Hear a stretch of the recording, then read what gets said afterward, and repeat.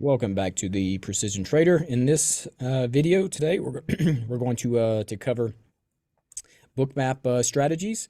Also, we'll cover two stocks, and then with our Bookmap strategy, and then we'll move over to the SPY and ES and look at how we could have used the SPY and ES to understand the overall market today, because we know that the ES and or the SPY, the S&P 500 is the lead dog in the stock market overall. So anyway, understanding where it's likely to move to or gravitate towards is extremely powerful when trading other stocks in the stock market. Also, I'll have a members for ones in the server. I'll have a little educational video at the end with charts, go over a few things, how to scan for stocks, and also the key things we look for based on the indicators that we use in the indicator course. So with that said, we're going to jump right into datadog, DTOG. So it's very simple. I'll show you on the scanner here in just a little bit how to scan for these stocks. Like I said, datadog, and our other one that pulled up really quick was that AMD on the scanner. So pretty much what we're looking for with our two strategies, our two primary strategies with Bookmap is, one, we want to identify major liquidity. And this is stuff that we can see on the $5 increment. Okay, when we come in here to the $5 increments, can I see orange or red? Can I see orange and red? If I can see orange and red, then I know this is serious money at this level. And this is going to be important. This is a very important spot. If I can't see it, you can get your little chopping in between there. But this is the key level. So with that said, datadog, getting back on the $1 increments, datadog today, we see it opens, pulls back at the open, and then bam, jumps up, gets on top of our VWAP. And then whenever something starts trending in a certain direction, where are we looking for it to go? And where are we looking for it to pull back or reject? Well, 110. Up in this 110 area is where we had lots of liquidity. We could see it on the $5 increment. So that's where we're expecting this stock to push to, and likely to give us some rejection. With that said, gave some really nice rejection, rejected from 110 all the way back down into the 107s. Yeah, 107. So big drop there. So again, our short scalping strategy with the Bookmap liquidity is simple. We find a major level of liquidity, in this case 110, and then we're looking to get anywhere from $1 to $5 in dump off of that area, because we know that those areas 99% of the time are going to be loaded with people taking profit, and also shorts as well. So when other people are taking their profit, okay, because again, we can't find every run up. Like I said, it'd been great to be in datadog for the run. Not everybody can, you're not going to find all those. But what you can find is something that's been moving really good. You can find likely where she's going to be, taking some profit at. And again, a lot of times people say, oh, don't pick tops. Don't try to pick a top. That's, in my opinion, that's dumb. I mean, you're giving up on an extremely high probability of success in making money. I mean, for me, in my opinion, it's the most, as far as probabilities, the highest probability in the stock market is using Bookmap to find major liquidities on the $5 increments above, shorting at those levels, playing a $2 to $5 pullback. There's nothing, I got, hundreds, 600 plus trades using this strategy. I would, entries, exits, screenshots on everything. So if anybody else can show that kind of history, show a 90, that kind of win rate, hey, I'd love to see it, because I'd love to implement that in my strategy as well.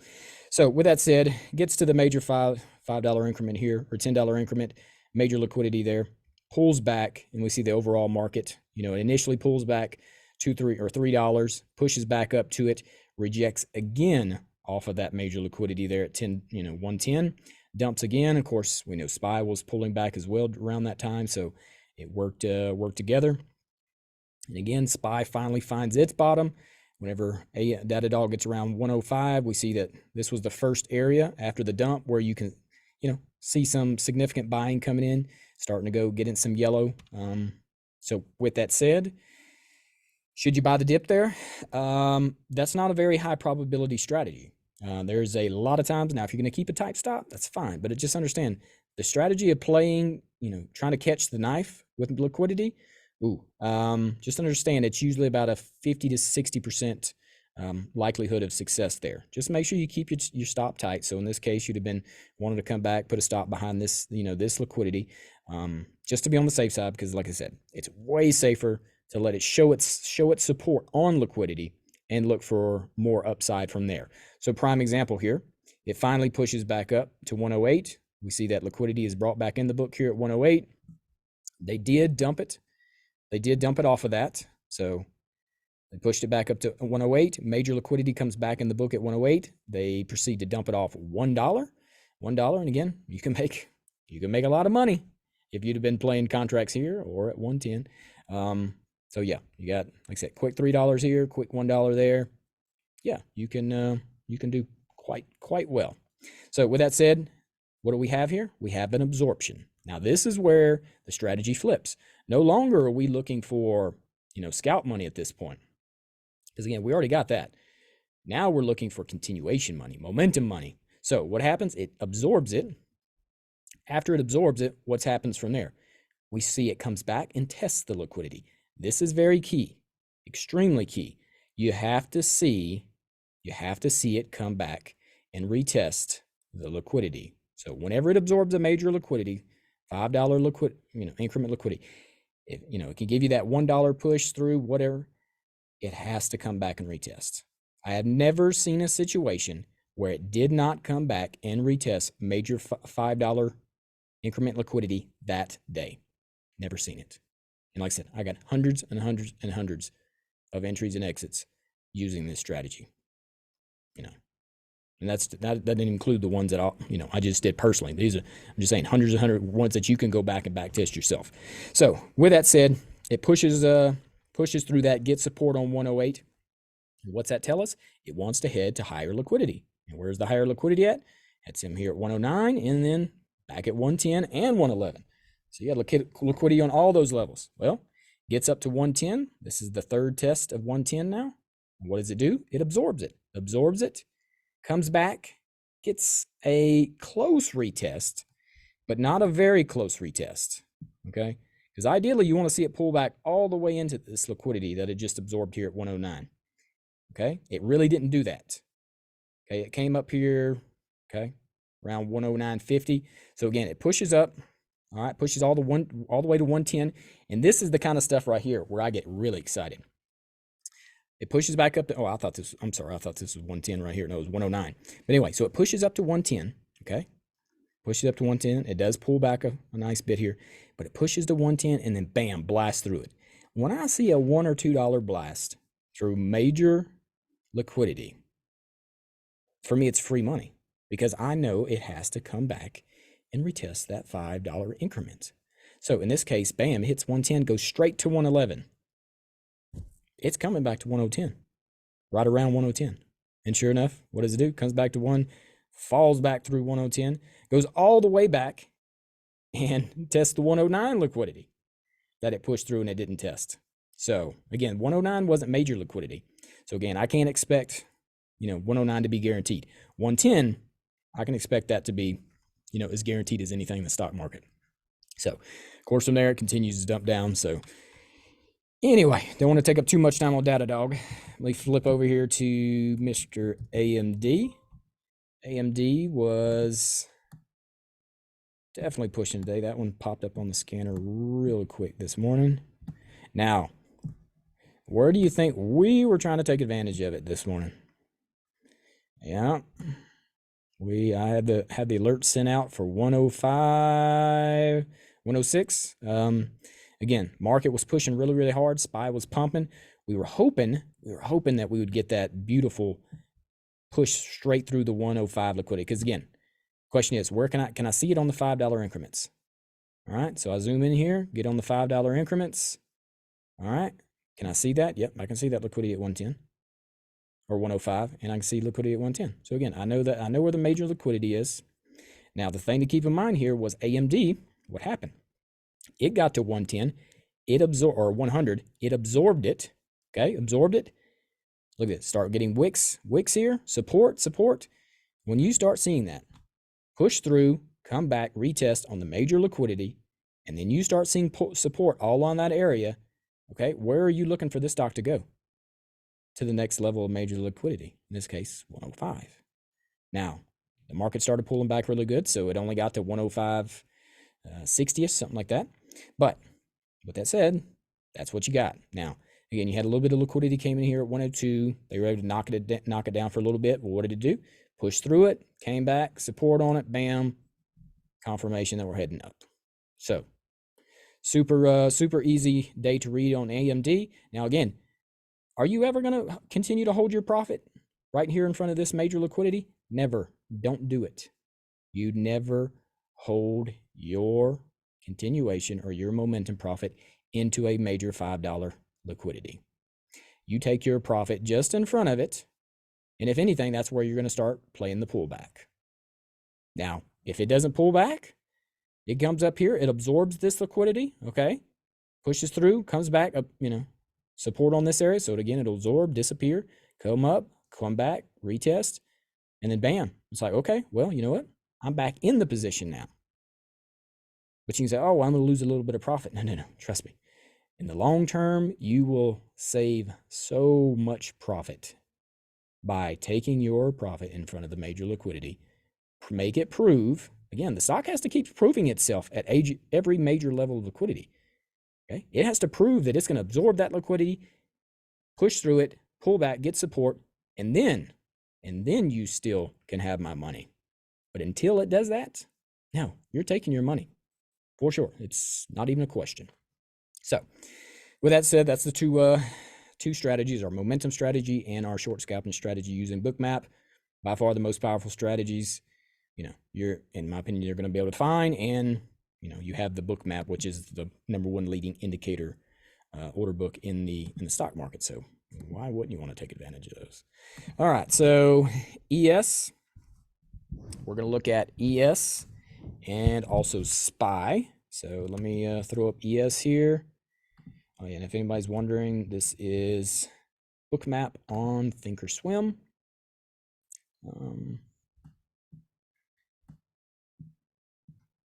Alrighty, so what did SPY look like on the ES, and what did it look like on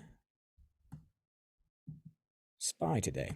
Now, the past couple of days, ES has been really rough to read, like very undiscernible, just a big glob of liquidity all over the place. So it was really tough to read because, again, with ES, we want directional bias. We want to see where the market likely wants to push to. So we're looking where the majority of the liquidity is. So with ES today, it definitely gave some nice insight today. We seen whenever we started the day, a nice liquidity come in above. They knocked it down off of that, and then bam, we started to have all this liquidity come in out the bottom side. So we were expecting a bottom or a pop somewhere in this area. Thankfully, we got it back to the VWAP. So took advantage of that. They rejected off the VWAP, came back down. Buyer stepped in really big, same low of the day. And then sellers came back in really hard up here. Because again, with ES2, a lot of times people get so caught up in the little, zooming in too much, looking at all the fine details of liquidity through there. It's like, nah, you still want to focus on where is my biggest levels of liquidity. And ultimately, that's where my bias is to. I know the market wants to push to that level. And then once it pushes there, I have to see, is it going to absorb it and then get support on it or reject up underneath it? So again, that's always your mindset. The market wants to push to where the major liquidity is. And then I need to see how it's going to react at that area. So that was ES. Like I said, ES was very clear today. It would, came down here. All this liquidity is still back up top. So our bias all day long was for it to push, the market to keep pushing back up. There was no major liquidity that came in below. And on top of that, we had this really nice liquidity up here at 4,200, which, correlates with 418, the 418s on SPY. I have a previous video where I show how to do the conversion between the two with your charts. That's pretty easy. So check that one out if you haven't. But with that said, SPY, pull over here to the SPY chart. Now, it's interesting. SPY the past 2 days has been very helpful as far as telling us, okay, what's the market likely to do? Today, not so much so. Yeah, there wasn't a lot of insight on SPY today. It was pretty much just a situation where we could say, okay, there's a little bit more liquidity above than there is below. So didn't get much out of SPY today. But again, thankfully the ES, usually between the two, rarely you're going to have a situation where your ES or your SPY is not giving you some good insight to have a directional bias on the market. Now, as far as being able to understand the the small moves in between, those major levels of liquidity, well, that's where all our other indicators come in to help. So with that said, that'll do it for the Bookmap portion of the video. If you'd like to join in for the members subscriber portion, we're about to jump into that. And for that portion, we're going to jump into our charts. Also, too, I know I talked about showing you how to scan. Extremely easy. It's just, you're going to go up here, you're going to do top gainers for the day, going to get that pulled up. It'll give you the ability to change the columns, pick what columns you want. This is the columns that you want. Right here. Price, of course, change, the big one, change from the open, percent, change from the open dollar amount, pre-market, and then pre-market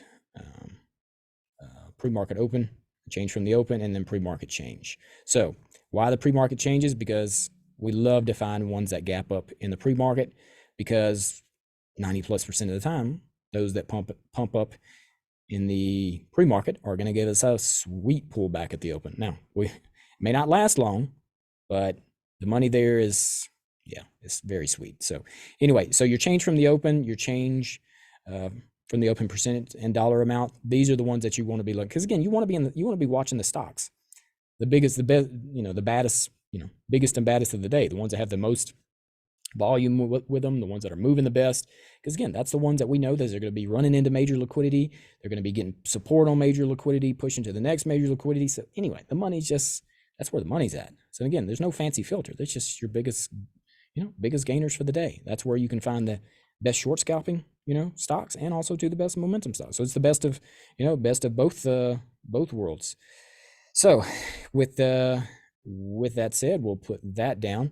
I'm going to get into our indicators. So again, all of these are in the indicator course. Go into more detail there, but anyway, just want to do a nice little overview. As far as our lines here, if you're not familiar, these are algos. So again, computers have to have algorithms, calculations on which to buy and sell on. Well, there's indicators out there that show you, these calculations. Now, do we have every single calculation? I'm not going to say that by any means. But what we do is we have a group of, it's actually 3 indicators with a high probability of the computers trading based off of. And as you can see here today, that's exactly what we think. Was this today? Oh no, this wasn't today, but that's fine. We'll start with this day. What was this, back 2 days ago? Okay. Anyway, it's fine. We see here our algos. We always, again, there's 4 things that we always want to keep in mind when we're trading. What's the big 4? The big 4 is liquidity. So Bookmap, where's my major liquidity at? Okay. Number 2 is algos. Where are my algos? Where are my algos congested at? So concentrated at, or where are algo gaps? Okay. So that's number 2. Number 3, where are vertical breakouts? Okay. Vertical breakouts are areas where the market goes straight up in a very vertical line, up or down. And we know that's a simple calculation where they midpoint it or where they consolidate it, that we can calculate where the end of it's going to be. Okay. And then also 2, where are my ignition candles? So again, where's the market signaling, computer signaling that, hey, big money is in the market. They want to buy this and hold this. So that's the 4 things. So again, everything's covered in the course, but like I said, we're just going to briefly go over some of this here. So 2 days ago, we see the market was struggling here, finally gets on top of our 5-minute moving average. We had all these indicators consolidated right in this area, and we finally able to get on top of them. And then what happens? We push up, run into some more major, because again, these moving averages we have here, I show ones how to get key moving averages from different time frames all on the same chart, because I don't have time to look through the 5-minute chart, the 15-minute chart, the 1-hour chart, all at the same time. It's like, I don't want to have 42 screens. I want all my key indicators on one chart. I don't have to go to all these other time frames. I got them right here for me on the 2-minute time frame. So with that said, we see that we played algo ping pong most of the day, and finally we break out of this area. Like I said, this was a big area here. You have major 15-minute moving average, a major VWAP here, and then a triple, quadruple algo right in this area. You know, so it was one of those, we knew this was going to be an important area. Finally, we consolidate on it, and then bam, we get a nice ignition candle to the upside, and we know that our ignition candles, what are we looking to do? We're looking to get in somewhere around the top to the base of it. And we know that we're going to put our stop back below the base of it, because again, when big money comes in and they show their hand with a big candle like that, we know that they want to protect that candle, especially the base of that candle, at all cost. So again, play into the upside. Again, we get chopping around here on our algos through there, but again, our big algo sitting up here at 413, and we reject right there to the penny, come down to the algo below, and then the market ends up dumping really, really hard. Another thing too we always like to measure is our 5-minute moving average. Once the market starts getting $2 to $3 away from this moving average, we know that the probabilities of pullback become very high. So in this case, it was $3 away. Well, like I said, $2 to $3 away. And in this case, it was, yeah, we were right around, okay, yeah, this one was $1.50, $2.50, yeah. All right, so $2.50-ish there, $3 there, and again, both times it pulls back to it. Okay, the following day, which would have been yesterday. All right, also to this indicator down here for, you know, it's pretty simple. Once it goes the black, once you start having 1, 2, 3 lines of black, that means it's a strong downtrend. Once you start getting 1, 2, 3 lines of green all lined up together, that means the trend has now given you a strong signal for upside. So anyway, as far, and this is just a modified overbought, oversold one that goes along with the candles itself. So anyway, so to yesterday, so this was yesterday. Beautiful thing happened here. We called it out in the pre-market. We were expecting the push from 410 to 415, and that's exactly what we got. So the market starts, we get on top of all these key moving averages. Okay, a key 1-hour moving average here, a key 15-minute moving average, a key 5-minute moving average. We're on top of all this congestion now. That's a great sign, especially for momentum to the upside. So we open, pull back to it, get support on the VWAP here and the 5-minute moving average. Bam, ignition, big candles off of it. And then from there, we're looking to clear skies. What do we have? Big algo gaps here. We love seeing algo gaps because, again, the market loves, computers love to buy and sell off these levels. So anyway, gets up to this algo gap, chops around on it, finally gets support, nice ignition candle. Where they heading? To the next algo, double algo up here. You see they reject off it. And again, if you're scalping here, I mean, whether it's SPY or the ES, I mean, you can do, oh God, you can do quite well scalping on these algos here. So anyway, pushes through, comes back, gets support on this algo. And then again, where were we looking for? The big one here was 415.50. That was the one we were definitely looking to get up to at some point. So finally got up to 415.50. Well, unfortunately, I did it pretty late and proceeded to dump there right there into the close. So with that said, that was yesterday. As far as today, okay, we expected a choppier range today in the 413 to 416 area because, one, we've run really hard to this area. This is where the market dumped previously dumped from this area all the way down to 362 on SPY. So we knew there would be, the market wasn't just going to blast through this area and act like it wasn't nothing. This would be a significant area. So with that said, some key things to take in consideration for today was we had plenty of things congested in one area. We had our 5-minute, our 15-minute, and we had several algos all congested up in this area. So with that said, we were looking for plenty of algo ping pong. So we see here, we push up to the double algo, we reject back down, get support on this algo, bounce off these algos, back to that algos.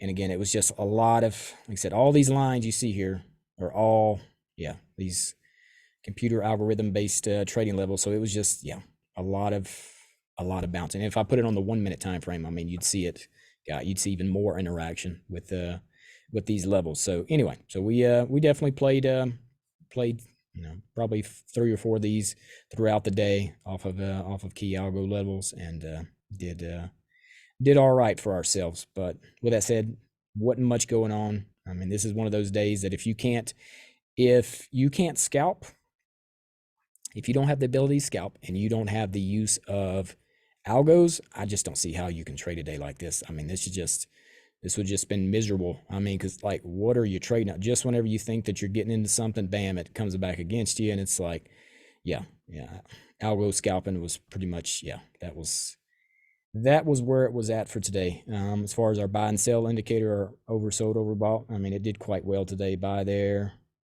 sell there, another sell there, and then a buy right there at the close. So anyway, it did quite well today. But other than that, as far as trying to catch a big move or momentum in the market, it wasn't a great day for that. So anyway, hope that helps you there. If you have any questions, just put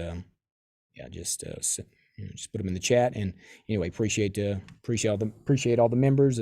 Definitely get into to live chat as much as you can, where we're talking through all the plays in live time, so that you can take advantage. Because again, we're always going to have extra plays in the live chat on top of the ones that are sent out to the server. So with that said, that'll do it for this video, and thank you for taking the time to watch it.